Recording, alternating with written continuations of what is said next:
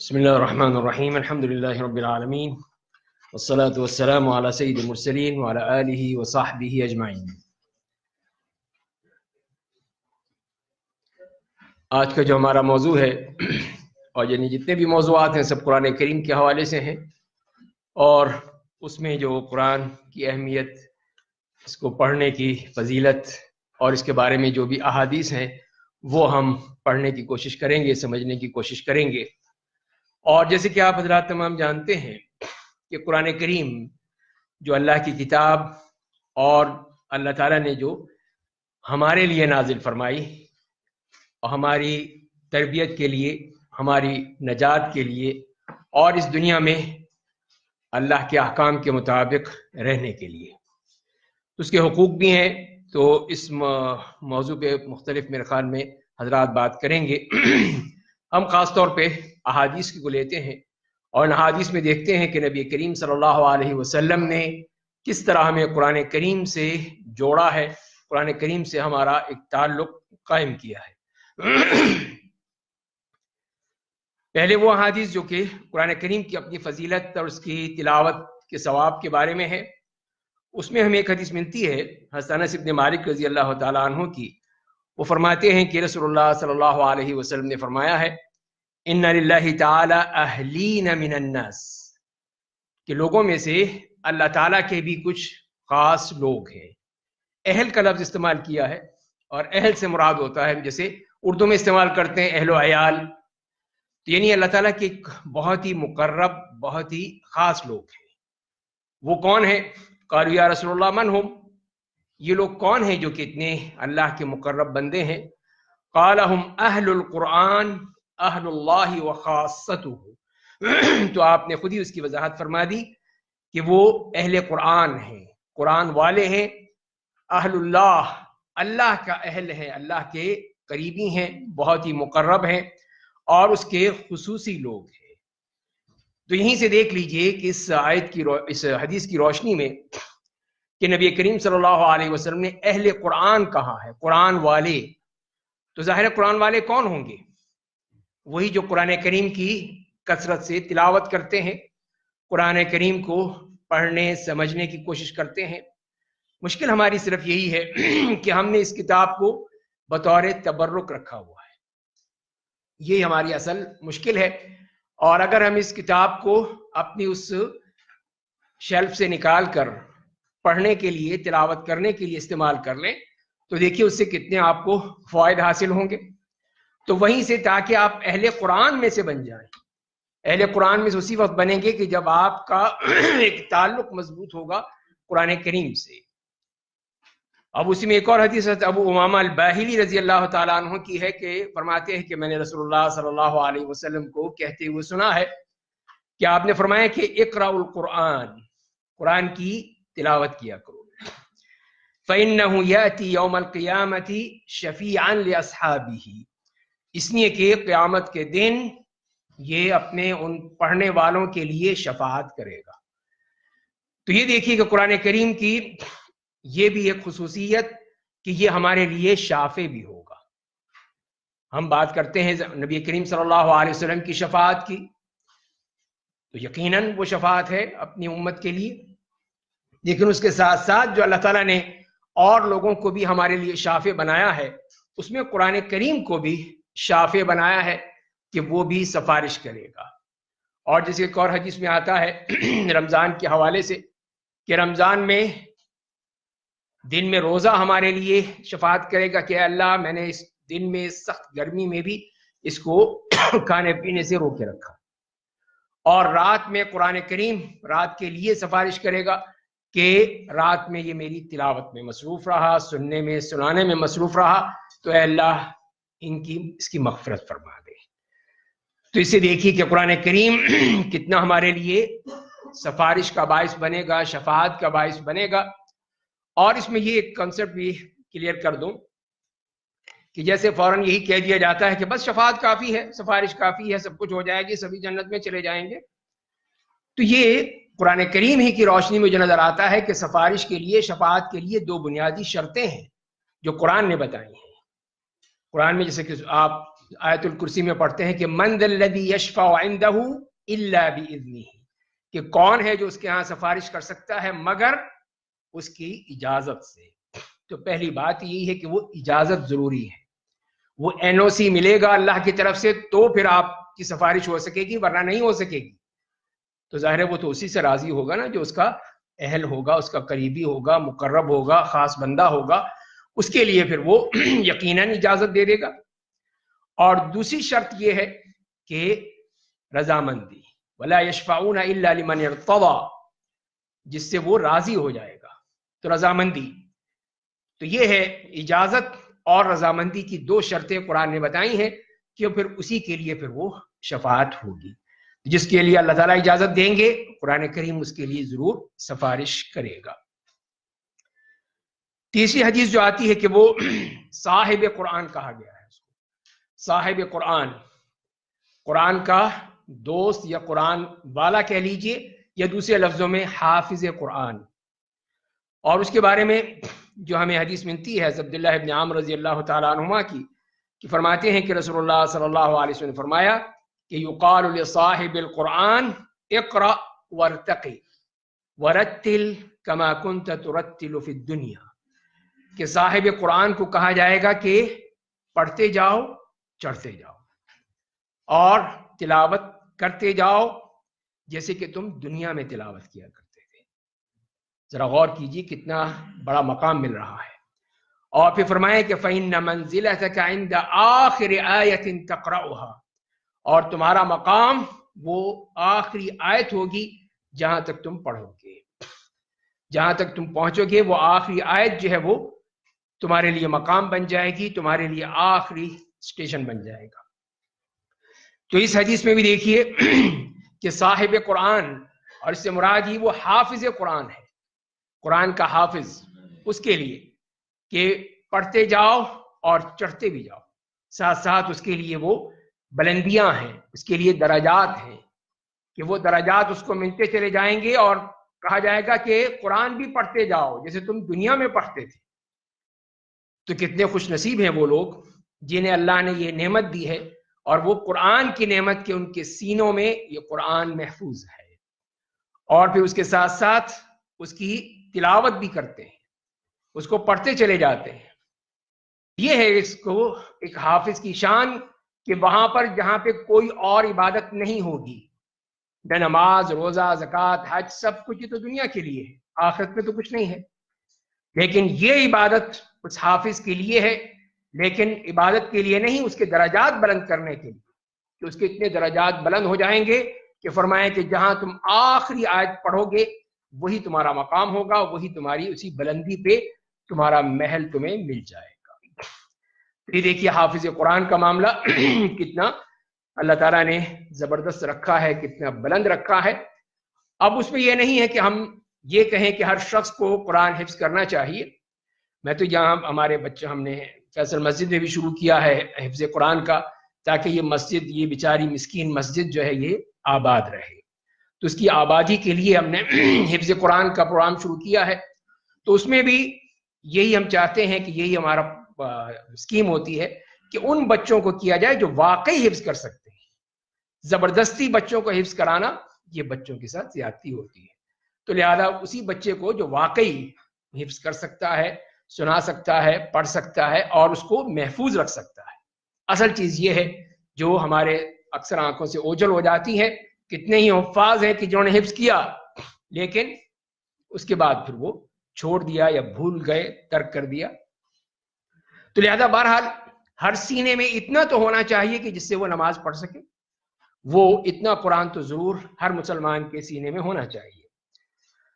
اور پھر دیکھیے کہ قرآن کریم کی وجہ سے کتنی اس کے لیے فضیلت کا باعث بنتی ہے، جس میں حضرت جابر رضی اللہ تعالیٰ عنہ فرماتے ہیں کہ غزوہ احد کے موقع پر جبکہ کئی صحابہ کرام شہید ہوئے، تو وہاں پر بھی کئی جگہ ایک قبر میں دو یا دو سے زائد صحابہ کو دفن کیا گیا۔ تو وہاں پہ اب فضیلت کس کو دی جائے، ترجیح کس کے لیے ہونی چاہیے؟ تو نبی کریم صلی اللہ علیہ وسلم یہ پوچھا کرتے تھے کہ ایہم اکثر اخذا للقرآن، کہ ان میں سے زیادہ قرآن یاد کس کو ہے؟ جس کو زیادہ قرآن یاد ہے اس کے لیے کہتے تھے کہ اس کو پہلے اس قبر میں لٹا دو۔ تو دیکھیے قرآن کریم کی وجہ سے ترجیح فضیلت اس لحاظ سے ملی کہ وہ قرآن کریم کا حافظ زیادہ ہے، اس کو زیادہ حفظ ہے، تو لہذا اس کو پہلے وہاں پہ دفن کیا گیا، اس کے بعد پھر دوسرے کسی کو۔ قرآن کریم کی درس ہو یا تلاوت ہو، کوئی محفل ہو، اس کے بارے میں بھی دیکھیے ہمیں کتنے بڑے انعامات دے دیے گئے ہیں۔ اس میں جیسے کہ نبی کریم صلی اللہ علیہ وسلم فرماتے ہیں کہ مجتمع قوم فی بیت من بیوت اللہ، کہ اللہ کے گھروں میں سے کسی گھر میں کچھ لوگ جمع ہوتے ہیں، جیسے آپ حضرات یہاں پہ جمع ہیں، یتلون کتاب اللہ کی کتاب کی تلاوت کرتے ہیں، وَيَتَدَارَسُونَهُ فِي مَا بَيْنَهُمْ، اور آپس میں اس کو مذاکرہ کرتے ہیں، آپس میں ایک دوسرے کو سناتے ہیں، سنتے ہیں، سمجھتے ہیں، سمجھاتے ہیں۔ صرف وہ قرآن خوانی کے لیے نہیں آئے، آپس میں سمجھنے کے لیے بھی آئے ہیں، پڑھنے کے لیے بھی آئے ہیں۔ اسی لیے فرمائے کہ یتلونہ و یتدارسونہ، یہی ہے دراسہ، اسٹڈی کرنا، ایک چیز کو سمجھنے کے لیے کوشش کرنا۔ تو اگر یہ لوگ بیٹھے ہیں تو کیا ملے گا ان کو؟ فرمائے کہ الا نزلت علیہم السکینہ، پہلا انعام کہ ان پر اللہ تعالیٰ کی طرف سے سکون طاری ہوگا، سکینت ملے گی۔ دوسرا کیا ہے؟ وغشیتہم الرحمہ، اللہ تعالیٰ کی رحمت ان کو ڈھانپ لے گی، پوری طرح ان پر حاوی آ جائے گی۔ وغشیتہم الرحمہ۔ تیسری چیز وحفتہم الملائکہ، فرشتے ان کو گھیر لیں گے، فرشتوں کے گھیرے میں ہوں گے۔ چوتھی بات وذکرہم اللہ فی من عندہ، اور اللہ تعالیٰ ان کو یاد کرے گا، ان کا ذکر کرے گا، کہاں پر؟ اپنی محفل میں، اپنے ہاں فرشتوں میں، کہ ایک جگہ پہ میرے بندے بیٹھے ہوئے ہیں جو قرآن کریم کو پڑھ رہے ہیں، پڑھا رہے ہیں، یاد کر رہے ہیں، سمجھا رہے ہیں، سمجھ رہے ہیں۔ یہاں پر بھی دیکھیے کہ اللہ تعالیٰ کی طرف سے کتنا بڑا انعام، ایک نہیں، دو نہیں، 4 انعام دے دیے ان کے لیے۔ سکینت کا نزول، دلوں میں انتہائی سکون، کوئی پریشانی نہیں، کوئی اضطراب نہیں۔ یہ تو قرآن کی ایک وہ خصوصیت ہے کہ جو بھی قرآن کو پورے انہماک سے، پورے ذوق سے، شوق سے پڑھتا ہے، یقیناً اس کو سکون حاصل ہوتا ہے۔ اس لیے کہ قرآن نے ہی کہا ہے الا بذکر اللہ تطمئن القلوب، کہ دلوں کو اطمینان اللہ کے ذکر سے ہوتا ہے۔ اور دوسری چیز جسے میں نے بتایا آپ کو کہ رحمت، اللہ تعالیٰ کی رحمت ان کو ڈھانپ لیتی ہے۔ اور تیسری بات کہ فرشتے ان کو گھیرے میں رکھتے ہیں اور اللہ تعالیٰ ان کا ذکر کرتے ہیں اپنے ہاں، اپنی محفل میں۔ اب اس کے ثواب کے بارے میں بھی جو احادیث آئی ہیں، اس کے بارے میں ایک حدیث میں آتا ہے کہ رسول اللہ صلی اللہ علیہ وسلم نے فرمایا ہے کہ من قرأ حرفا من کتاب اللہ فلہ بہ حسنہ، کہ جس نے بھی اللہ کی کتاب میں سے ایک حرف پڑھا، ایک حرف، اور اس کے لیے فرمایا کہ اس کے لیے ایک نیکی ہے۔ اور نیکی کا فارمولہ اللہ کے ہاں کیا ہے؟ والحسنۃ بعشر امثالھا، ایک نیکی 10 گنا لکھی جاتی ہے۔ جو بھی نیکی آپ کرتے ہیں اس دنیا میں، اس کا فارمولہ اللہ کے ہاں یہی ہے کہ اس کو 10 گنا لکھا جائے گا، ایک گنا نہیں ہوگا۔ فرمایا کہ لا اقول الف لام میم حرف، آپ خود اس کی مثال دے کر فرماتے ہیں کہ میں یہ نہیں کہتا کہ الف لام میم ایک حرف ہے، میں یہ کہتا ہوں کہ الف ایک حرف ہے، لام ایک حرف ہے، اور میم ایک حرف ہے۔ تو اس کا مطلب کیا ہوا کہ آپ نے جب الف لام میم کہا تو آپ نے 3 نہیں 30 نیکیاں آپ کے نامہ اعمال میں لکھ دی۔ اب آپ اس سے خود اندازہ لگا لیجئے کہ جتنی بھی آپ تلاوت کرتے ہیں روزانہ، اس تلاوت کے کتنا اجر لکھا جاتا ہوگا۔ تو لہذا اللہ کے ہاں تو کوئی تعداد کے تو کوئی مسئلہ ہی نہیں ہے، اصل چیز وہی ہے کہ جو آپ نے اخلاص کے ساتھ پڑھا ہے اس کے مطابق اس کا اجر و ثواب اللہ کے ہاں لکھ دیا جاتا ہے، وہ آپ کے نامہ اعمال میں درج ہو جاتا ہے۔ اور اسی طرح قرآن والے کی عزت و احترام کا بھی ذکر فرمایا گیا کہ جو قرآن والے لوگ ہیں، اہل قرآن، صاحب قرآن، جن کے بارے میں فرمایا گیا، اس کے بارے میں آپ فرماتے ہیں کہ ان من اجلال اللہ اکرام ذی الشیبۃ المسلم، کہ اللہ تعالیٰ کے اجلال میں سے یہ ہے، اس کی بزرگی اس میں سے یہ ہے کہ اس مسلمان سفید داڑھی والے اس کا احترام کیا جائے. اس کا احترام بھی اللہ تعالیٰ کے اجلال میں سے ہے کہ اللہ کے بندوں میں سے یہ بھی ہے جس کا اس بڑھاپے میں پہنچ کے سفید داڑھی والا ہے. اور دوسرا فرمایا کہ وہ حامل القرآن غیر الغالی فیہ والجافی عنہ. دوسرا وہ حامل قرآن. یہاں پہ تیسرا لقب مل رہا ہے قرآن کریم والے کو. پہلے آپ نے اہل قرآن، پھر صاحب قرآن یا حامل القرآن، کہ قرآن کو جس نے اٹھایا ہوا ہے، چاہے اپنے ہاتھ میں اٹھایا ہوا ہے تلاوت کر رہا ہے، چاہے اپنے سینے میں محفوظ کیا ہوا ہے، وہی حامل قرآن ہے. لیکن اس کے لیے فرمایا کہ غیر الغالی فیہ، اس میں زیادتی نہ کرنے والا، والجافی عنہ، اور نہ ہی اس سے جفا کرنے والا، یعنی اعتدال کے ساتھ جو پڑھنے والا ہے. اب اس کو کیسے سمجھیں ہم اس کو؟ تو غالی فیہ سے مراد وہی ہے کہ جیسے ہم نے بنا رکھا ہے قرآن کریم کو کہ صرف تلاوت کے لیے ہے.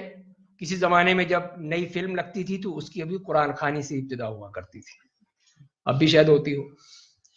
تو یہ ہے ہمارا معاملہ، تو کہ وہاں سے کسی مدرسے سے بچے لے آئے اور ان سے کہا جی تم قرآن پڑھ لو تاکہ یہ ہمارا کام جو ہے بڑا ہی بابرکت ثابت ہو. تو یہ ہے کہ اس طرح کی جب ہماری حرکتیں ہوں گی تو بتائیے ہمیں کیا ملے گا؟ قرآن کیا دے گا ہمیں؟ اللہ ہم سے راضی ہوں گے یا ہمیں اس کی سزا دیں گے؟ تو فرمایا غیر الغالی فیہ. تو یہی غلو ہے کہ آج کل ہم نے یہی سمجھ رکھا ہے کہ جہاں پہ کوئی اپنے قول و قرار کا مسئلہ آئے تو وہاں پہ قرآن لے آؤ جی، قسمیں کھاؤ اس پر. ہم نے اپنے بچی کو قرآن تو نہیں پڑھایا، لیکن جب وہ رخصت ہو رہی ہے تو وہ قرآن کے نیچے سے گزر کے جائے گی کہ قرآن کا سایہ اس کے سر پر ہے. تو جب اس نیک بخت نے قرآن پڑھائی نہیں ہے تو اس کے اوپر 1 نہیں 10 قرآن آپ اس کے سر پر رکھ دیں، کیا فائدہ ہوگا؟ یہ ہے سب ہمارے وہ غلو کی حرکتیں کہ ہم قرآن کے ساتھ بھی جو ہمارا معاملہ ہے وہ کتنا افسوسناک ہے. والجافی عنہ جو فرمایا کہ اور جو اس سے جفا کرنے والا نہ ہو، تو وہ تو بالکل واضح ہے جو قرآن کو بالکل ہی چھوڑ دیتا ہے، ترک کر دیتا ہے، کبھی کھول کے دیکھتا ہی نہیں یہ کتاب کس لیے نازل ہوئی تھی، اس کتاب کا مقصد کیا ہے، اللہ تعالیٰ نے یہ کتاب اپنے بندوں کے لیے کیوں نازل فرمائی. تو یہ اسی وقت ہوگا جب اس سے کوئی وفا ہوگی، جفا نہیں ہوگی. جب آپ اس کو کھول کر پڑھیں گے، سمجھیں گے اور پھر غور کریں گے کہ میں اس پہ عمل کیسے کر سکتا ہوں. تیسری بات آپ نے اس میں فرمائی وہ اکرام ذی السلطان المقسط، اور عادل حکمران کا احترام. تو عادل حکمران کے فرمایا ہے جو عدل و انصاف کرتا ہے اس کا احترام بھی اس میں شامل ہے. تو آپ نے 3 لوگوں کے لیے احترام کا ذکر فرمایا، ایک وہ مسلمان بوڑھا شخص، دوسرا وہ قرآن کا حامل، قرآن پڑھنے والا بغیر اس میں غلو کیے ہوئے اور بغیر اس کی جفا کیے ہوئے، اور تیسرا وہ عادل حکمران ہے جس کا احترام کرنے کا ہمیں کہا گیا. اسی طرح قرآن کریم کے جو صاحب قرآن جسے کہا گیا یعنی حافظ قرآن، اس کے بارے میں بھی نبی کریم صلی اللہ علیہ وسلم فرماتے ہیں کہ یجیء صاحب القرآن یوم القیامہ، کہ قیامت کے دن یہ قرآن کا حافظ آئے گا. اب دیکھیے اس کا پروٹوکول، اس کے لیے کیا VIP بھی ہو سے بھی کم ہے اس کے لیے تو جو اللہ نے رکھا ہے. تو قیامت کے دن یہ صاحب قرآن آئے گا، فیقول یا رب حلہ، تو قرآن کہے گا اے میرے رب اس کو بہترین خلعت سے نواز دے. کسی زمانے میں بادشاہ ہوا کرتے تھے تو جو جس کو بھی وہ پسند آیا یا جس سے وہ خوش ہو گئے اس کو خلعت سے نوازتے تھے، بہترین لباس دے دو اس کو. تو وہاں پہ بھی قرآن کہے گا کہ اے اللہ اس کو بہترین خلعت سے نواز دے. فَيُلْبَسُ تاج الکرامہ، تو اس کے لیے پہلا کیا ہے؟ وہ الکرامہ کا تاج ہے. تاج اس کو پہنایا جائے گا. ثم یقول یا رب زدہ فیلبسہ حلۃ الکرامہ، تو وہ کہے گا اللہ اور بھی اس کو دے دے، یہ اس قابل ہے کہ اس کو تو اور دے. تو پھر اس کو وہ الکرامہ کا یا کرامت کا لباس اس کو پہنایا جائے گا، یعنی عزت کا لباس، وہ بہترین لباس سے اس کو نوازا جائے گا. ثم یقول، پھر اسی پر کافی نہیں ہے، پھر وہ اور مزید کہے گا یا رب ارضا عنہ، اے اللہ اس سے راضی بھی ہو جا، انہیں اتنے انعامات دے دیے ہیں، اس سے راضی ہو جا. فیقال اقرأ ورقی ویزاد بکل آیت حسنہ، تو پھر اس سے وہی کہا جائے گا جیسے ہم پہلے حدیث میں پڑھ چکے ہیں کہ پڑھتے جاؤ اور پھر چڑھتے جاؤ، تمہیں ہر آیت کے بدلے تمہیں نیکی ملتی چلی جائے گی. یہاں پر بھی دیکھیے اس حدیث میں کہ اس کے لیے قیامت کے دن کتنا بڑا اعزاز ہے، بہترین اس کے لیے اعزاز دیا گیا ہے کہ وہ عزت والا تاج، عزت والا لباس وہ اس کے لیے مخصوص ہے. قرآن خود سفارش کرے گا اللہ سے کہ اللہ اس کو یہ پہنا دے اور پھر اس سے راضی بھی ہو جائے. پھر قرآن کریم کا ایک اور خصوصیت کہ یہ کس طرح بلندیاں عطا کرتا ہے. جیسے کہ ایک حدیث میں آتا ہے، روایت میں آتا ہے کہ حضرت عمر رضی اللہ تعالی عنہ مدینہ سے مکے جا رہے تھے اور اتفاق سے راستے میں ہی ملاقات ہوئی ان کی، جو مکے کے گورنر تھے، امیر، وہ ادھر مدینہ آ رہے تھے کسی کام سے. تو انہوں نے پوچھا کہاں جا رہے ہو؟ کہا میں مدینہ جا رہا ہوں. مکہ کس کو چھوڑ کر آئے ہو اپنے پیچھے؟ کون ہے تمہاری سیٹ پر، گورنرشپ پر کون ہے؟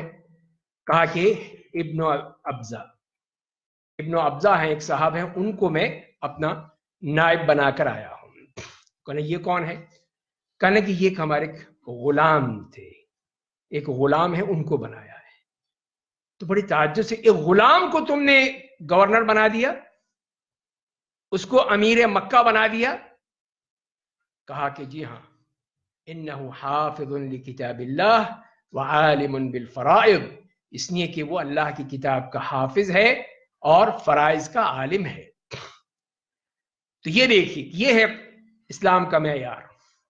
یہ نہیں دیکھا کہ اس کی سفارشیں زیادہ ہیں، یہ بڑے پیسے والا ہے، دولت والا ہے، دوست ہے، نہیں، ایک غلام تھا، لیکن جب اسلام نے اس کو وہ ترقی دی، وہ اس کو بلندی دی کہ وہ قرآن کا حافظ بن گیا، تو اس قابل ہے کہ اس کو مکے کا گورنر بنا دیا جائے، اس علاقے کا امیر بنا دیا جائے. اسی پر پھر حضرت عمر نے کہا کہ تمہارے نبی صلی اللہ علیہ وسلم نے یقیناً یہی کہا کہ ان اللہ یرفع بہذا الکتاب اقواما ویضع بہ آخرین، کہ بے شک اللہ تعالیٰ اسی کتاب کے ذریعے سے کتنے ہی قوموں کو بلندیاں عطا فرمائے گا، اونچائیاں دے گا، درجات دے گا، اور کتنی ہی قوموں کو اس کے ذریعے سے ذلیل کر دے گا.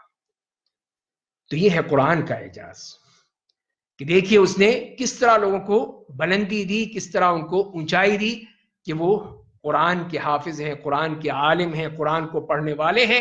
تو اللہ تعالیٰ نے ان کو اتنا اونچا مقام عطا فرما دیا کہ مسلمانوں کی قیادت ان کو سونپ دی گئی.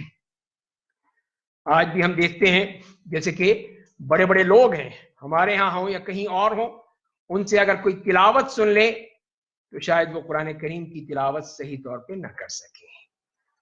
اسی لیے ہمارا مقصد یہی ہوتا ہے کہ دنیا تو حاصل کر لو، دنیا کے سارے علوم حاصل کر لو، لیکن قرآن پڑھنے کی کوئی ضرورت نہیں ہے، قرآن سمجھنے کی کوئی ضرورت نہیں ہے. یہ مولوی بیٹھے تو ہیں، یہ پڑھ لیں گے، تمہیں کیا ضرورت ہے قرآن کی؟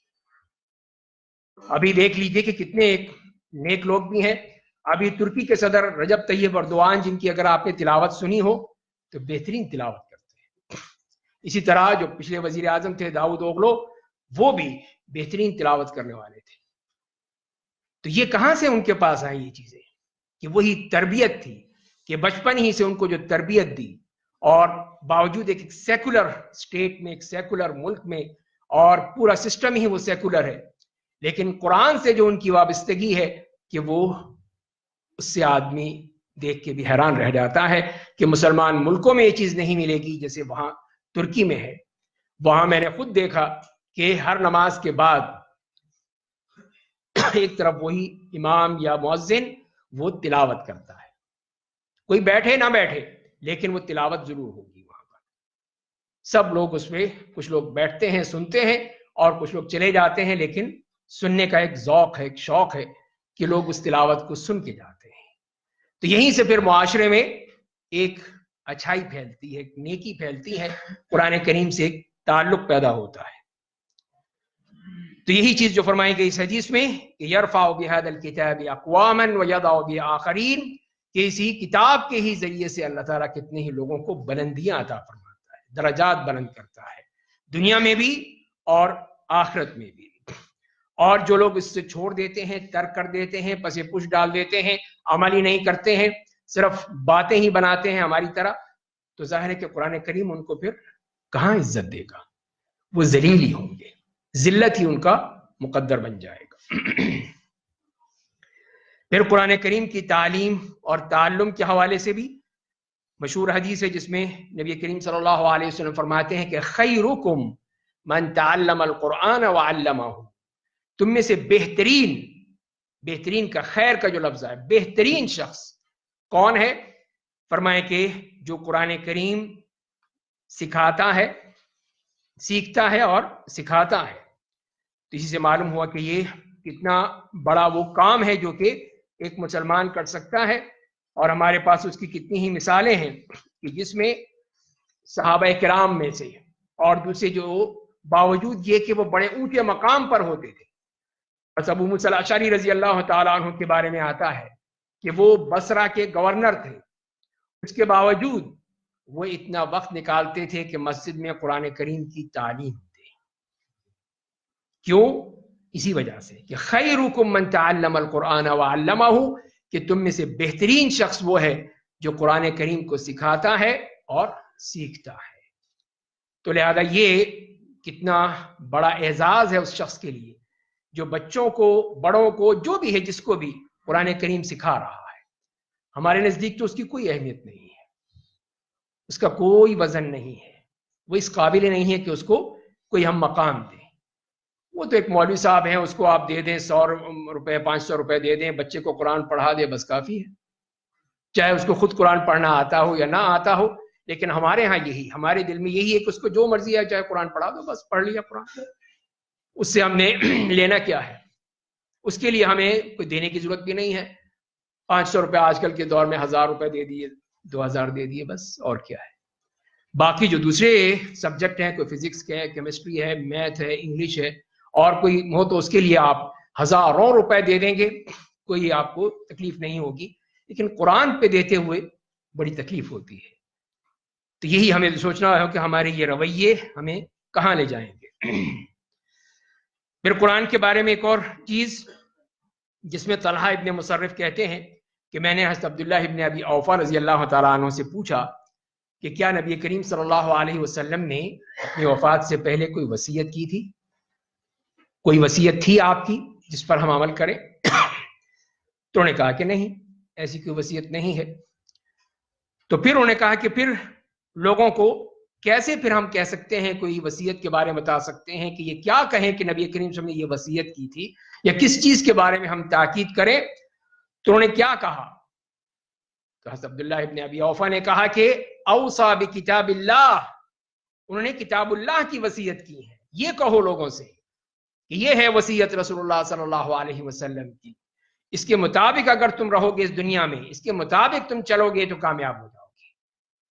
تو یہ ہے اللہ کے رسول صلی اللہ علیہ وسلم کی وصیت کہ جس کے ذریعے سے تمہیں یہ کہا گیا ہے کہ اس کتاب کو اپنی تھامے رکھو.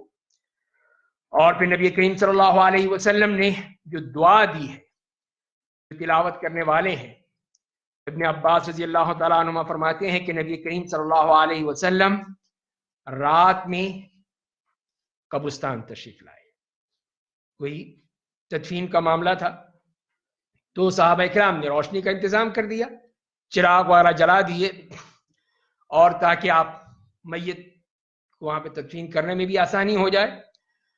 تو آپ نے پھر اس کے لیے وہاں نماز جنازہ ادا کرنے سے پہلے اس کے لیے دعا کی کہ رحمک اللہ ان کنت لأواہا تلاء للقرآن، کہ اللہ تعالیٰ تم پر رحم کرے اس لیے کہ تم بہت ہی اللہ کے قریب، اللہ کی عبادت کرنے والے اور تلاوت کرنے والے تھے۔ خاص طور پہ اس میت کے لیے آپ نے یہ دو لفظ استعمال کیے، لأواہ، کہ بہت ہی رات کو اٹھ کے جو اللہ کی عبادت کرتے ہیں، روتے ہیں اور اللہ کو یاد کرنے والا اور تلاوت کرنے والے تھے۔ تو آپ نے ان کے لیے یہ خصوصیت سے بات فرمائی اور پھر آپ نے ان کی نماز جنازہ ادا کی۔ اور اسی طرح پھر قرآن کریم کے حوالے سے نبی کریم صلی اللہ علیہ وسلم نے ہمیں مختلف کیٹیگریز میں تقسیم کر دیا تاکہ ہم خود اپنا آئینہ دیکھ لیں کہ ہم کہاں کھڑے ہیں۔ تو آپ نے فرمایا کہ مثل المؤمن الذي يقرأ القرآن كمثل الأترجة، کہ اس مومن کی مثال جو قرآن کریم پڑھتا ہے، اس کی مثال اس آج کل کے دور میں اس کنو کی کہہ لیجئے، اس خوشبودار پھل کی کہہ لیجئے، ریحھا طیب وطعمھا طیب، جس کی خوشبو بھی بہت اچھی ہے، جس کا ذائقہ بھی بہت اچھا ہے۔ اس لیے کہ دو خصوصیت ہو گئی، ایمان اور تلاوت قرآن، تو اس کے نتیجے میں خوشبو بھی اور ذائقہ بھی دونوں بہترین۔ اس کی مثال اس پھل کی دی آپ نے کہ جس کی خوشبو بھی بہت اچھی ہے اور جس کا ذائقہ بھی بہت اچھا ہے، وہ ہے۔ اور دوسرا کون ہے؟ وَمَثَلُ الْمُؤْمِنِ الَّذِي لَا يَقْرَأُ الْقُرْآنَ، اور اس مومن کی جو قرآن نہیں پڑھتا، تلاوت نہیں کرتا۔ تو یہاں پر دونوں صفات میں سے صرف ایک صفت ہے کہ ایمان تو ہے لیکن تلاوت قرآن نہیں ہے۔ تو اس کی مثال کیا دی آپ نے؟ کمثل التمرہ، کھجور کی مثال ہے، لا ریح لہا وطعمھا حلو، کہ اس کی خوشبو نہیں ہے لیکن اس کا ذائقہ میٹھا ہے۔ وہ کھجور میٹھی ہوتی ہے، اس میں مٹھاس ہے لیکن اس کی کوئی خوشبو نہیں ہوتی۔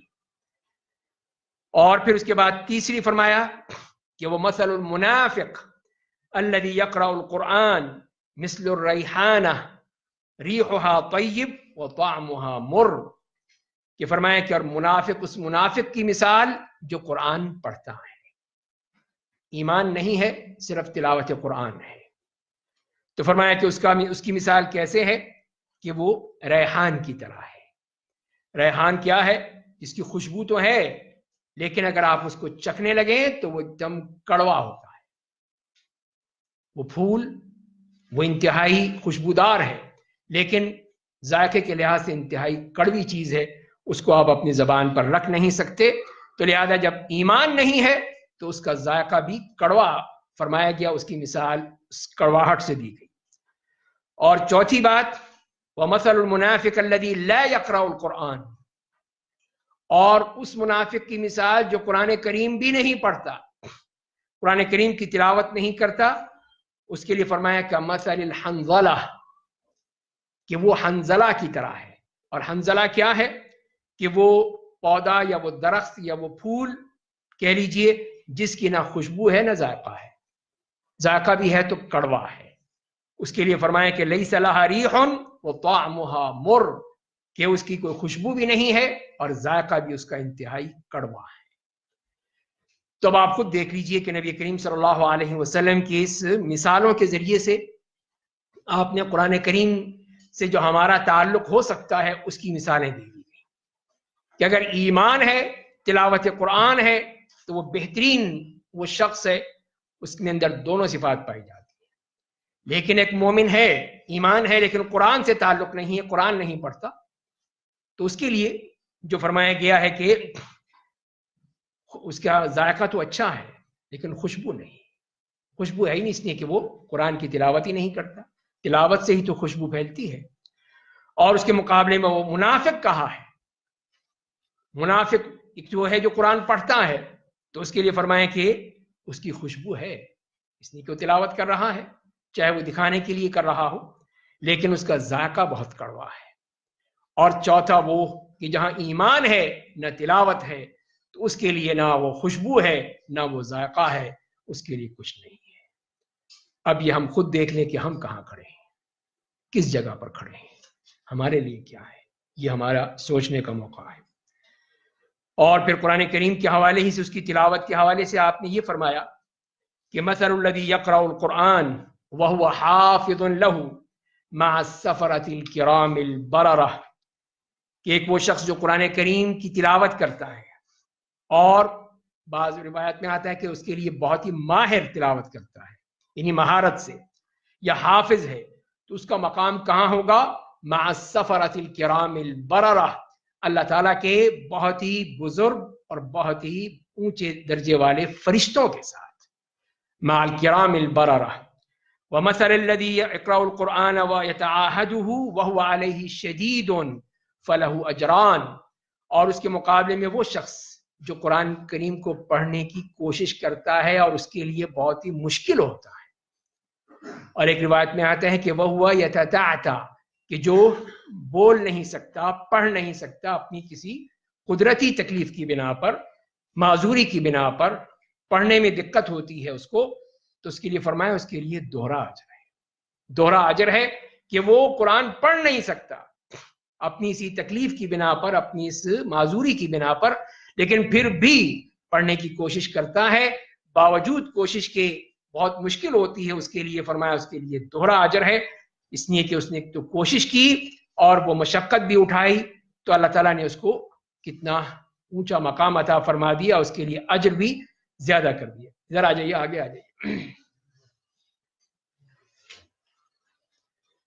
اور پھر ابھی جیسے کہ قاری صاحب بھی قرآن کریم کے حوالے سے آپ کو بتا رہے تھے، تو اس میں فرمایا گیا، حدیث میں آتا ہے کہ حضرت ابو ہریرہ فرماتے ہیں کہ نبی کریم صلی اللہ علیہ وسلم نے فرمایا کہ ما اذن اللہ لشیء ما اذن لنبی یتغنى بالقرآن، کہ اللہ تعالیٰ نے کسی چیز کے بارے میں اجازت نہیں دی جو نبی کو اجازت دی کہ وہ قرآن کو پڑھے، قرآن کو یتغنى بالقرآن۔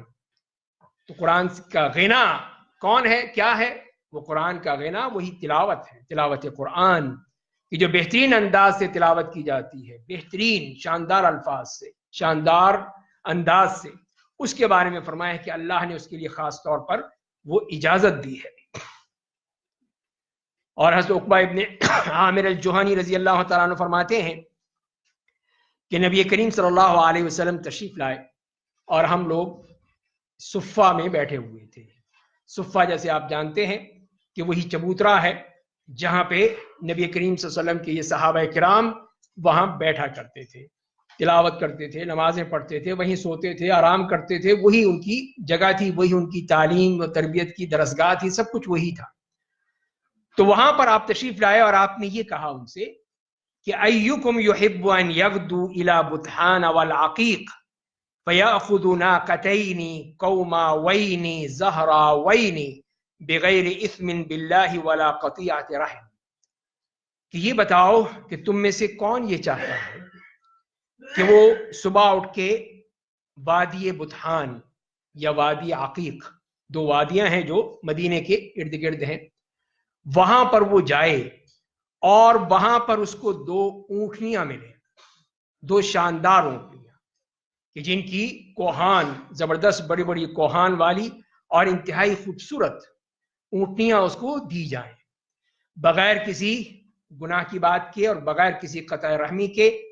تو کون یہ پسند کرے گا، کون چاہے گا کہ اس کو یہ انعام مل جائے؟ جیسے آج کل کے دور میں آپ کہیں کہ جو بھی یہ کام کرے گا اس کو ہم دنیا کی بہترین گاڑی رولز رائس اس کو دیں گے، یہ جو بھی آپ کہہ لیجیے، ہو سکتا ہے اس سے بھی بڑی کوئی آ گئی ہو، تو وہ گاڑیاں اس کو دیں گے۔ تو وہی چیز آپ نے فرمائی، اس لیے کہ عربوں کے ہاں جو انتہائی قیمتی چیز تھی وہ یہی جانور ہوا کرتے تھے، اونٹ ہیں، اونٹنیاں ہیں، گھوڑے ہیں، یہ وہ ان کے لیے بہترین ایک دولت تھی۔ تو فرماتے ہیں کہ سب نے کہا کہ یا رسول اللہ ہم سب چاہتے ہیں، یہی کون ہے جو یہ کہے گا کہ نہیں مجھے نہیں چاہیے، کہ اگر یہ ہمیں مل جائے ہم سب کو تو یہ بہت بڑی نعمت ہے، بہت بڑا اللہ کا انعام ہوگا۔ تو آپ نے فرمایا کہ فَلَئِنْ يَغْدُو أَحَدُكُمْ كُلَّ يَوْمٍ إِلَى الْمَسْجِدِ، تو تم میں سے اگر ہر شخص ہر روز مسجد جائے، فَيَتَعَلَّمُ آيَتَيْنِ مِنْ كِتَابِ اللَّهِ، اور وہاں پر اللہ کی کتاب کی دو آیتیں سیکھ لے، فیتعلم کا لفظ استعمال فرمایا کہ سیکھنے کے حوالے سے، صرف پڑھنے کا نہیں کہا، سیکھنے کا کہا ہے، علم حاصل کرنے کا. خیرا لہ من ناقتین، ان 2 اونٹنیوں سے بھی زیادہ بڑھ کر ہے. یہ 2 اونٹنیاں مل جائیں جس کے بارے میں آپ نے پہلے کہا، اس سے بڑھ کر یہ ہے کہ وہ 2 آیتیں سیکھ لے. وَإِن ثَلَاثٌ فَثَلَاثٌ مِثْلَ أَعْدَادِهِنَّ مِنَ الْإِبِلِ، اگر 3 آیتیں سیکھ لے تو 3 اونٹنیوں سے بہتر ہے. اور اسی طرح آپ نے فرمایا کہ جتنی وہ آیتیں سیکھے گا اتنی ہی اونٹنیوں سے وہ زیادہ بڑھ کر ہوں گی، زیادہ بہتر ہوں گی.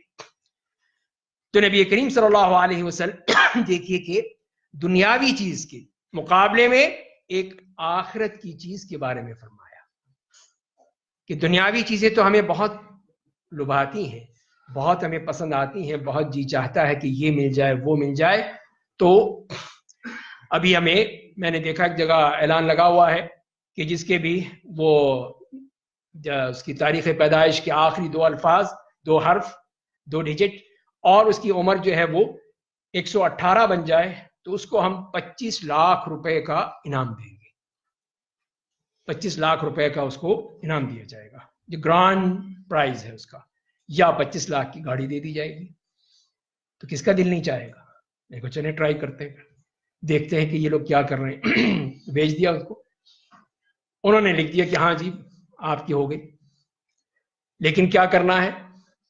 پہلے کچھ ہماری دکان سے پرچیز کریں آپ، کہ یہ ہے گڑبڑ ساری کہ آپ وہ جو بھی دیں گے وہ آپ کو خریدنا پڑے گا، اور آپ 25 لاکھ کی اس میں لالچ میں جو چاہے خرید لیں، چاہے وہ آپ کو بالکل ہی بیکار سڑا بسا کوئی چیز دے دیں، لیکن 25 لاکھ مل جائیں گے آپ کو.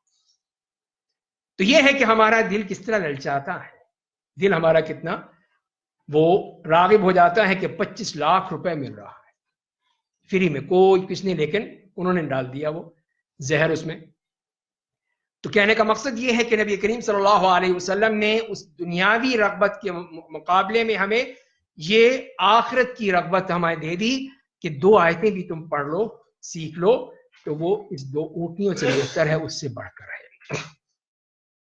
اور پھر جو ایک اور حدیث میں بھی جو آتا ہے کہ نبی کریم صلی اللہ علیہ وسلم فرماتے ہیں کہ اذا قرأ ابن آدم السجدہ فسجد اعتزل الشیطان یبکی، جب ابن آدم سجدہ تلاوت کرتا ہے تو ظاہر تلاوت کرتا ہے تبھی سجدہ آتا ہے، اور وہ سجدہ تلاوت کرتا ہے تو پھر کیا ہوتا ہے؟ شیطان جو ہے وہ روتا ہوا بھاگتا ہے وہاں سے، روتا ہوا بھاگتا ہے وہاں سے. کیوں؟ یقول یا ویلہ، ہائے میری تباہی، ہائے میری بربادی. امر ابن آدم بالسجود فسجد فلہ الجنہ وامرت بالسجود فابیت فلی النار، کہ ابن آدم کو اللہ تعالیٰ نے سجدے کا حکم دے دیا، اس نے سجدہ کر لیا تو اس کو تو جنت مل گئی. مجھے اللہ نے سجدے کا حکم دیا تھا، میں نے سجدہ نہیں کیا تو میرے لیے تو جہنم ہے. تو یہ دیکھیے قرآن کریم کے حوالے سے پھر یہ بھی کہ قرآن کریم میں جو سجدہ تلاوت آتے ہیں اس کی بھی فضیلت مل گئی کہ وہ کتنا آپ کے لیے بڑے ثواب کا باعث ہے کہ اس سے تو اللہ راضی ہو گیا، لیکن شیطان بھاگ گیا روتا ہوا، اس کو اتنی دکھ اور اتنی تکلیف ہوتی ہے کہ یہ اس ابن آدم نے سجدہ کیوں کر دیا. اور پھر نبی کریم صلی اللہ علیہ وسلم کی ایک اور حدیث بھی کہ جس میں آپ تشریف لائے تو صحابہ کرام ایک حلقے میں بیٹھے ہوئے قرآن کریم کی تلاوت میں مصروف تھے، پڑھ رہے تھے، پڑھا رہے تھے، اپنے اس میں بیٹھے ہوئے تھے. تو آپ نے ان سے پوچھا کہ ما یجلسکم، تم کیوں بیٹھے ہو، مقصد کیا ہے اس کام سے، کیوں تم یہاں بیٹھے ہو؟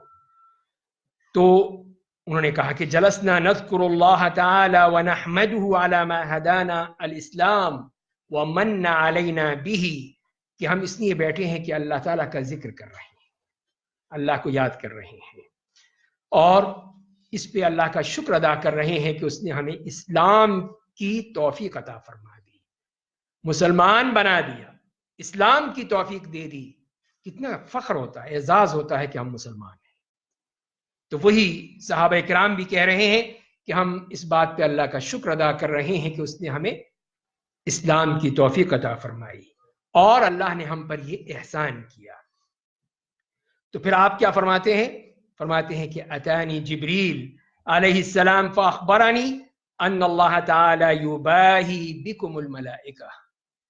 تو فرمایا کہ میرے پاس ابھی جبریل علیہ السلام تشریف لائے ہیں اور انہوں نے مجھے یہ بتایا ہے کہ اللہ تعالیٰ فرشتوں کے سامنے اپنے بندوں پر فخر کر رہے ہیں. فخر کر رہے ہیں کہ یہ دیکھو یہ میرے بندے جو میرے ذکر میں مصروف ہیں، میرے کتاب کی تلاوت میں مصروف ہیں، مجھے یاد کرنے میں مصروف ہیں. تم تو کہہ رہے تھے نا کہ یہ تو زمین میں خون بہائے گا، زمین میں تباہی و بربادی کرے گا.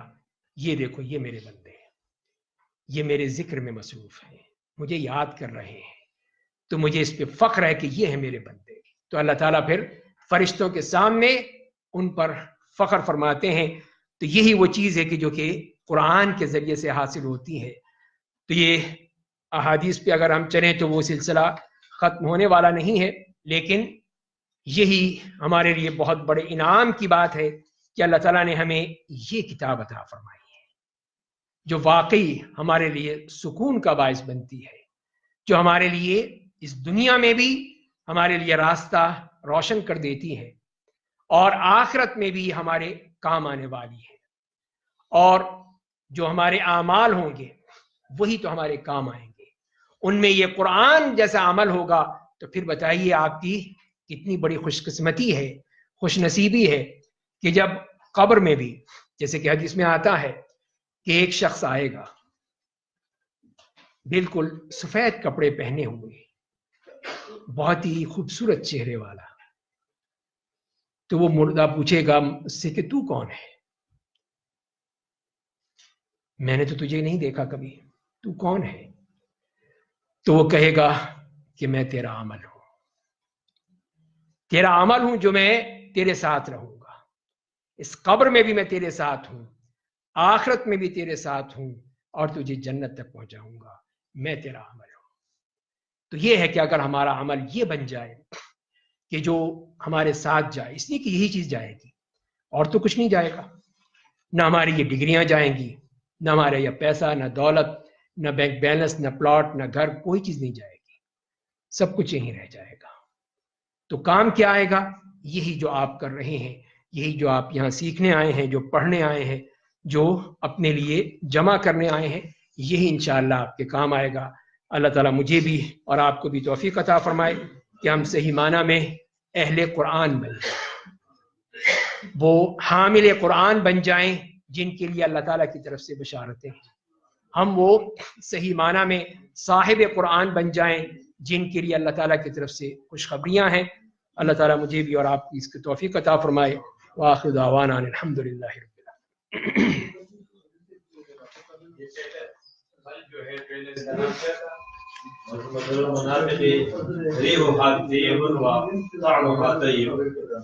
جی ہاں، جس کے بعد اس کو کہا تھا اترجہ.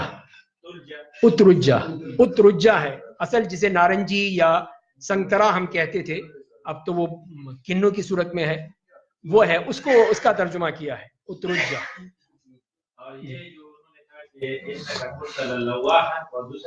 لأواہن و تلاءن، تلاءن حمزہ ہے آخر، تلاوت سے ہے، تلاوت کرنے والا، کثرت سے تلاوت کرنے والا. کوئی سوال اور مختصر پوچھنا چاہیں تو جی ڈاکٹر سر. آپ نے کہا کہ حفظ قرآن ہے، اس کی ایک اسپیشل پروٹوکول ہوگا، تو ایک حفظ قرآن ہے لیکن وہ قرآن کو سمجھتا نہیں ہے، اس کی لینگویج نہیں ہے اور اس کی آیات کو سمجھتا نہیں اور پریکٹیکلی بھی اس طرح سے اس کو اڈاپٹ نہیں کرتا جس طرح سے اس کا حق ہے.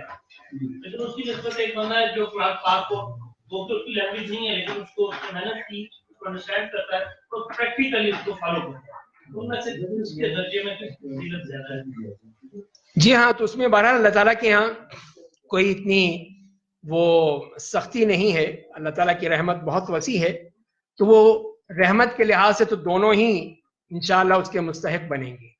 لیکن جہاں تک کہ ثواب کا معاملہ ہے تو یقیناً وہ شخص زیادہ ثواب کا مستحق ہے جو کہ اس کو سمجھ کر پڑھتا ہے، سمجھ کر پڑھتا ہے، اس پہ عمل کرنے کی کوشش کرتا ہے، اس کو پوری طرح سمجھتا ہے. یقیناً اس کا اجر زیادہ ہے، وہ اس سے زیادہ درجہ بلند رکھتا ہے مقابل اس شخص کے جو صرف قرآن تو یاد ہے لیکن اس نے نہ اس کو پڑھا ہے، نہ سمجھا ہے، نہ اس کو، لیکن اگر وہ تلاوت کرتا رہتا ہے، پڑھتا رہتا ہے، تو یقیناً اس کو اللہ تعالیٰ ضرور اس کا اجر عطا فرمائے گا۔